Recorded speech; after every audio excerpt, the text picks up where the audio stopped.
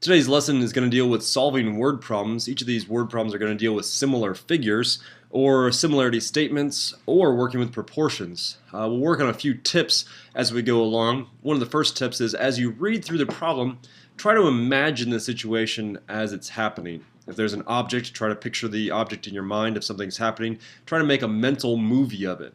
A second strategy is we'll try to pick out key words and we'll either circle those or underline those as we go along. And the third strategy, if we need to, we're going to try to draw a picture of any of the situations going on. You'll notice that I try to write out some of the ratios. I'll try to do that on the left side as we go along. So let's get started.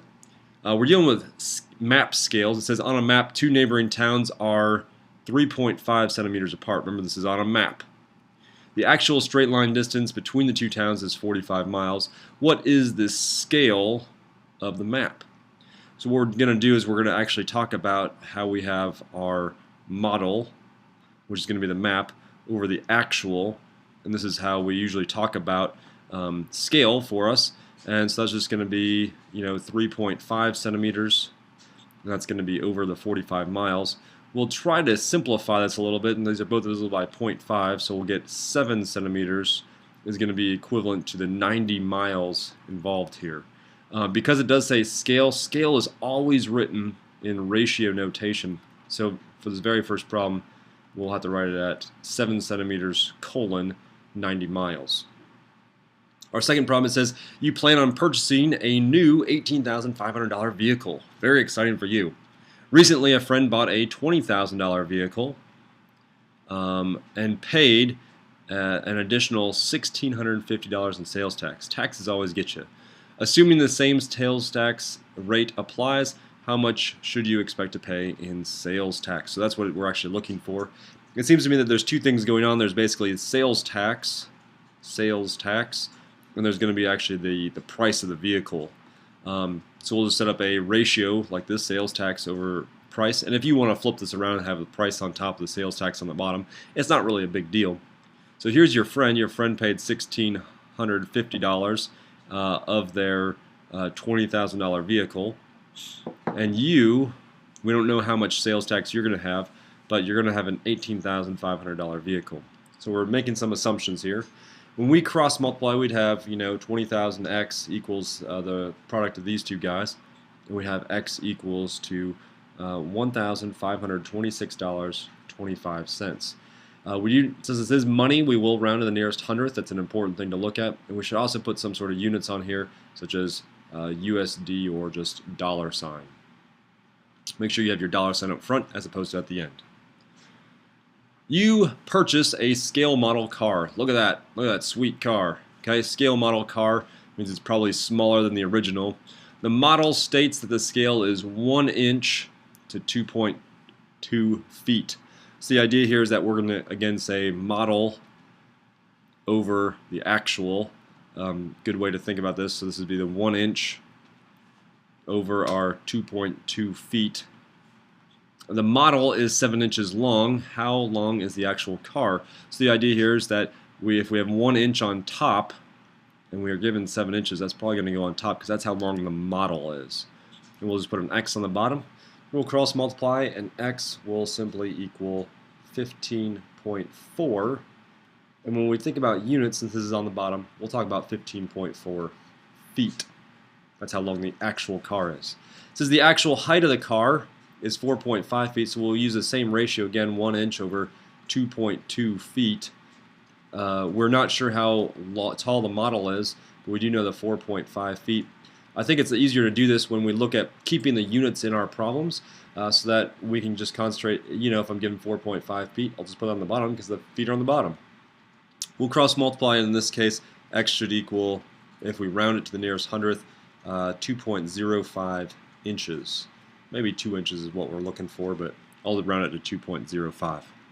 Let's take a look at money. It says Mexican pesos. In November 2005, the exchange rate of Mexican pesos to US dollars was 10.77 to 1. So the idea here is that we have pesos over United States dollars. I'll just say that's USD. While on vacation, you paid 150 pesos. So let me write this ratio like this. These are the pesos. over 1 US dollar. It says you paid 150 pesos for a basket at a gift shop, so that's going to go on top, 150 pesos. We're going to try to figure out what was the price of the basket in US dollars. Again, we're keeping this so we have pesos over US dollars. So we have pesos on top, US dollars on the bottom, US dollars on the bottom. We'll cross multiply. And again, remember when we round this, we need to round it for money's sake. So we get $13.93. Hopefully you're using your calculator, you're calculating these along with me. Next thing says that the exchange rate were now this, so it's changing the exchange rate. Notice it says 2, so here it was this much to 1, and now it's this much to 1.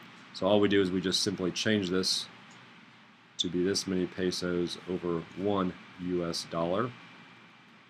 What would have the cost been in US dollars? So again, you had 150 pesos at this rate now, so we're just going to recalculate this. If our rate is worse, our items are just going to cost more. For that same basket, now that basket is $17.54. So it does pay off to have a better exchange rate, and sometimes you have to search around for it. I remember when I was on vacation once, we would notice that the airport usually had really expensive exchange rates, sometimes worse exchange rates like this. And if we went further into the city or away from the airport where a lot of the travel was, we'd get better exchange rates. And that's sometimes worth your time. We'll now talk about Canadian dollars. In November 2005, the exchange rate of Canadian dollars to US dollars was 1. So that's 1 Canadian dollar, I'll just say 1 Canadian dollar, to 0.85 US dollars. Okay? A Canadian citizen paid $15.28 in US dollars for lunch while visiting New York. What was the price of lunch in Canadian dollars? So when we look at this, it's $15.28 in US dollars, so that's going to go on the bottom, $15.28, and we are needing to find the value on the top. So we'll cross multiply again. In this case, we will have to divide as well, and X for us will equal $17.98. We need to remember this is Canadian money, so I'll just write Canadian at the end of this. They use the dollar sign as well, so we just need to be kind of clear on what we're talking about. It's $17.98, but in Canadian dollars. If the exchange rate were now this to 1 US dollar, so we now say 1.62 Canadian dollars over 1 US dollar, what would the cost have been in Canadian dollars? So again, this is going to be X over, we have $15.28, that's how much the lunch cost in America. We'll cross multiply. Just 1X is now going to equal $24.75. Again, that's Canadian money versus American money. So though it sounds pretty outlandish, it's still $15.28 for lunch. So probably you got something a little bit more than just a cheeseburger for that, hopefully. Next, we're going to talk about a swimming pool. It says the community park. Try to picture this in your brain and make a little mental movie as you're picturing this. It says the community park has a rectangular garden enclosed by a rectangular fence. I'm not sure what this has to do with a swimming pool, but it does say swimming pool at the beginning of the problem. It says the community park has a rectangular garden enclosed by a rectangular fence. So I'm picturing, okay, here's some garden. Okay, and here's some fence around the garden. Probably that's to keep people out of your rose beds or something. I'm not sure exactly what's going on. The shape of the garden is similar to the shape of the fence, so they're similar figures. The garden is 60 feet wide, so I'll just label this as 60 feet right here. The fence is 75 feet wide, 75 goes out here, and 150 feet long. So we'll say that's the longer side, that's the 150. What is the scale factor of the garden to the fence? Because it asks us in this specific order from the garden to the fence, notice the word to right there, it means the garden is going to be on top, garden over fence. Okay? So what we do is we try to look at two values that they have in common. We're given the widths of both of them. So we'll just say 60 feet over 75 feet. Both those are divisible by 15. So what it gives us is it gives us 4 feet over 5 feet. Interestingly enough, since it does say scale factor, we'll write this as 4 feet to 5 feet, just like so. We're looking for a common scale. Then it wants us to find the length of the garden, so we'll just set this up. using our new scale factor. This is 4 feet over 5 feet. That's the garden over the fence, remember. So this is garden over fence, so we know that the garden, we don't know how long it is, but we do know the fence is 150 feet long. When we cross multiply, we'll find that the garden is exactly 120 feet long. It's a pretty long garden. Look at this flagpole problem. Again, this is another really good one for us to focus on and try to picture this in our head, and we'll probably try to draw a picture of this as well. This is in order to estimate the height of a flagpole. So you're picturing a flagpole. Maybe there's a flag blowing in the breeze. A 66-inch tall male student stands so that the tip of his shadow coincides with the tip of the flagpole's shadow. His shadow is 48 inches long, and the shadow of the flagpole is 72 inches long. The scenario results in two similar triangles. Draw a diagram of the situation. I think this is a really good strategy to draw what's going on. So why don't you take just a minute and draw your picture. I'll try to draw my picture as well. On your mark, get set, go.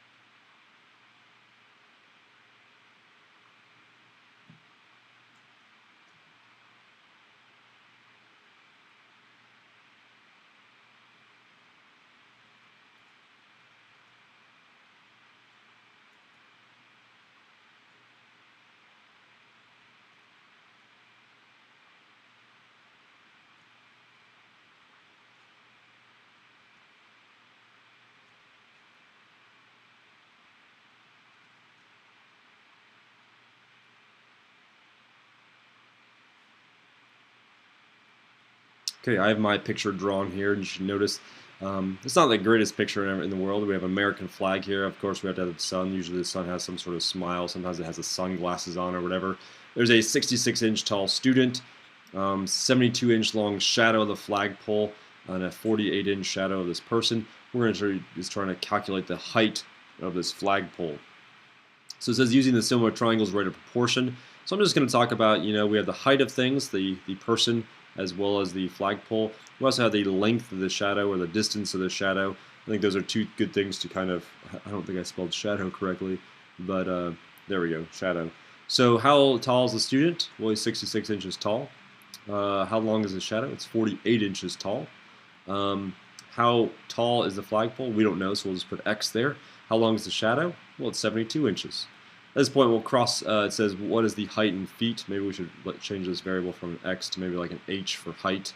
Height in feet, we'll look at that in a second. Let's calculate in inches, since all of our other objects here are in inches. Let's calculate in inches, we'll just have to cross multiply. We have 48H equaling 4,752. H would then equal 99 inches. Well, if I want to convert inches into feet, what I'll do is I just know that there are 12 inches for every 1 foot. My inches and inches would cancel. I just multiply across. 99 divided by 12 would give me 8.25 feet. Pretty small flagpole, but it's an 8.25 foot flagpole. This is a pine tree. In order to estimate the height of a tall pine tree, this is a kind of an interesting way to do this. A student places a mirror on the ground and stands where, there's the mirror right here, there's the mirror, and she stands where she can see the top of the tree as shown. So basically she's looking down and she's placed the mirror in such a way that she can see the very top of the tree. Okay, and she has to stand exactly perpendicular to the ground, and we know the tree is obviously perpendicular to the ground as well. The student's 5.5 feet tall and stands 2.5 feet from the mirror, which is 12 feet from the base of the tree. So what happens is once you place that mirror, you probably have an assistant who measures, okay, well that's 12 feet, this is 2.5 feet, I'll measure you, oh you're 5.5 feet, and we'll work from there. So again, we can kind of set up a ratio. We don't need to picture this necessarily because it gives us the picture. We'll maybe say height over, instead of shadow, we might talk about the distance from the mirror, maybe, something like that. So we'll say that's going to be the height of the student is 5.5 feet. The distance from the mirror is 2.5 feet. The height of the tree is going to be H, and the distance from the mirror of the tree is 12 feet. We'll cross multiply, and H will equal 26.4 feet. So that's a pretty tall tree. 26.4 feet. Okay. Another student also wants to see the top of the tree. The other student is also 5.5 feet tall. Kind of a weird coincidence. If the mirror is to remain 3 feet from the student, so this distance is now changed to 3, how far from the base of the tree must you move the mirror? So the idea is that if this person is going to stay 3 feet from the mirror, I'm not sure why they're set on 3 feet, how far do you have to move this away from the tree in order for this to work? So again, we can just set this up. We'll do height over the distance, maybe the distance from something, from the mirror.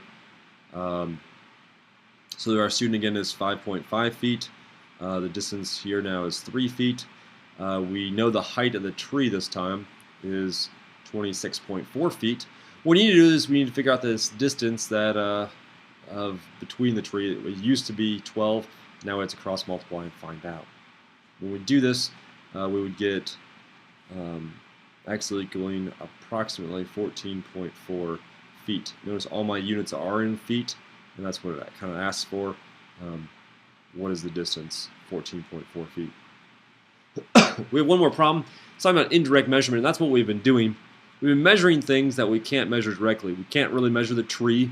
We don't have a tape measure or a ladder that we can just kind of measure up to it. Sometimes we can't measure buildings when we're going through and we're measuring the garden. Well, there's easier ways, or the flagpole is really tough to actually measure. So what we're doing is we're doing indirect measurement. We're able to make other measurements, and based on shadows or the mirror idea here, we're able to set up similar triangles and then ended up able to make these calculations. It says a painter is preparing to estimate an estimate to paint a building. So basically, they're going to ask how much is it going to cost if you were to paint this building. To approximate the building's height, he stands so the tip of his shadow coincides with that of the building. The painter is 6.2 feet tall. That's about 6 foot 2.4 inches. His shadow is 3.5 feet long, and the shadow of the building is 80 feet long. Draw a diagram of the situation. So we have a building, looks like this. We have the height of the building. We're going to have this painter is going to be over here. He's 6.2 feet tall. And we'll have some sort of deal going on here. His shadow is 3.5 feet long. And this entire shadow here is 80 feet long. What we'll do is we'll just set up a ratio of 6.2 feet over 3.5 feet. This is the length of his shadow. And that would equal h over 80 feet. When we cross multiply, we find that the height is going to be 141.7 feet. That's the height of the building. The painter's partner is standing in the sun, and she is 5.8 feet tall. She's not a giant. We'll just use the same ratio of 6.2 feet over 3.5 feet, and we'll try to figure out how long her shadow is. If she's 5.8 feet tall, we'll figure out how long her shadow is. We'll just leave that as x. We'll cross multiply. We'll have 6.2x equaling 20.3, and x will equal 3.3 feet. That's how long her shadow is. Hope this has been useful for you, working with indirect measurement, working with similar triangles, and working with word problems. I really appreciate your hard work with this, and I hope you have a great day.